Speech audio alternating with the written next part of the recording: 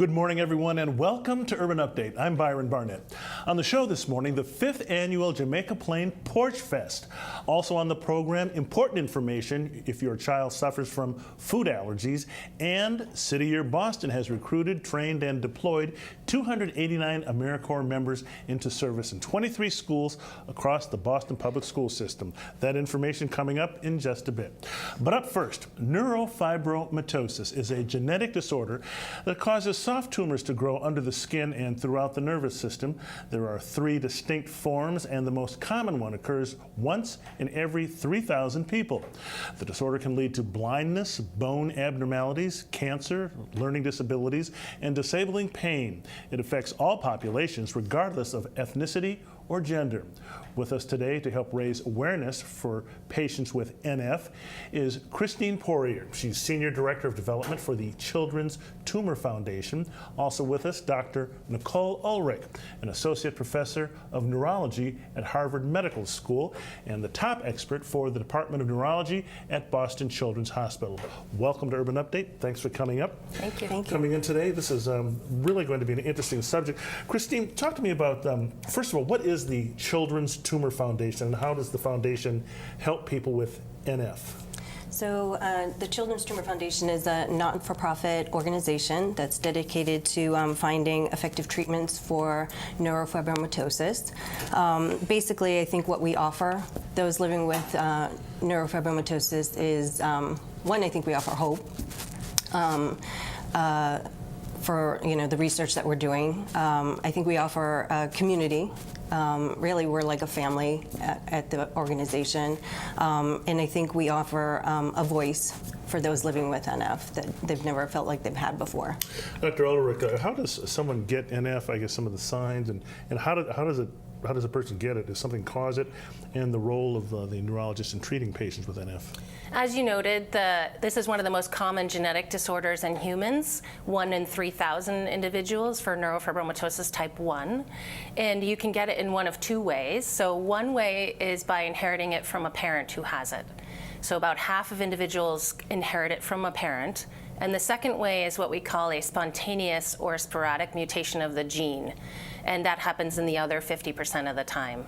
The real tricky thing about neurofibromatosis is that there are more than 1,000 different mutations on the same gene, and that makes the spectrum of types of features that people have very different from one another. As a neurologist, I work closely within the multidisciplinary neurofibromatosis program at Boston Children's Hospital, and we have a team that includes myself, 2 geneticists, a genetic counselor, a nurse practitioner, and an education specialist. And as a group, we are involved in initial diagnosis, treatment, and ongoing lifetime management of these patients. Okay. I've got a short little video that was produced by the Children's Tumor Foundation. It's pretty cool. Maybe if you want to quickly set it up and we'll just roll it. Sure. I think this video just shows the strength and perseverance of our children and adults that are living with NF. Okay, let's take a look.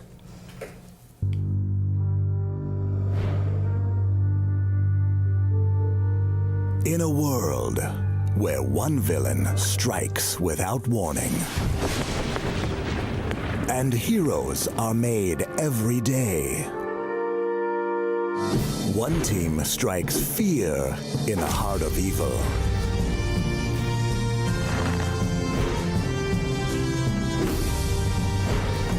They battle NF head-on, but they can't do it alone.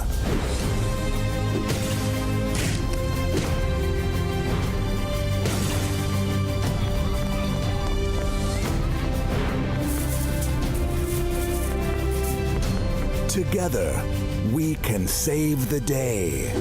Join the fight. Wow. Cute and effective, I would say. Doctor, can you explain how NF manifests itself differently in everyone, including people in the same family? So that's one of the tricky things, I think, in terms of being a provider of individuals who have neurofibromatosis. So even individuals within the same family who have the same genetic mutation can have differences in how they express the clinical features, and that's because there are other genes that modify the expression. So that makes it very difficult as a physician to tell families what to expect. Also, it affects almost every system in the body, and each person may have several systems involved, but not others. Okay. Now, Kristine, what should someone do if they think that they or their child may have NF? So I think they should talk to their primary care doctor and look for a referral to one of our 2 area NF clinics. We have 2, one Boston Children's Hospital and Mass General Hospital. Okay, Boston Children's Hospital, Mass General Hospital. What about clinical trials? Are there any clinical trials going on with this, and how can that help? Yeah, so this is a really exciting time in the field of NF because we know the genetic mutations that are involved and we know the proteins that are involved in causing tumor growth. And so there are many new drugs that have been developed that actually block those proteins and, in theory, block tumor development or decrease tumor size. The most common of those are called MEK inhibitors, and those are based on common pathways we know that are involved. They have traditionally worked very well when tested in animals, and now clinical trials are really moving forward in children, young adults, and throughout adulthood to try and decrease the size of these tumors, which can be very disfiguring. Kristine, how can people get involved if they want to help patients with NF? So people can go to our website, which is ctf.org. There's many opportunities there to volunteer, to come out to one of our local events that are happening in your area, and there's an opportunity there as well to support with a monetary donation. A lot of that money funds our research, and a lot of that research is happening here locally. Now, Doctor, talk to me about the importance of just being on the show here and publicizing all that. Why is that so important to raise the awareness? So as we discussed, neurofibromatosis is very common, and sometimes the early signs are missed. So the most common thing in a young baby will be the presence of birthmarks called café au lait spots because they look like the color of coffee with milk. And I think there are different issues that affect younger kids and kids throughout their lifetime.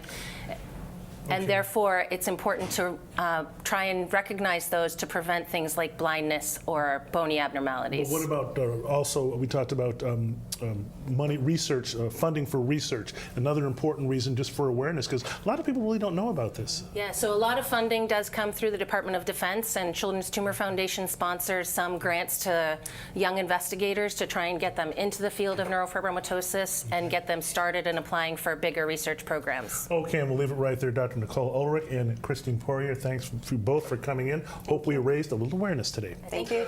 Okay, in just a few, City of Boston deploys 289 mentors and tutors into the Boston public schools. The details right here on Urban Update.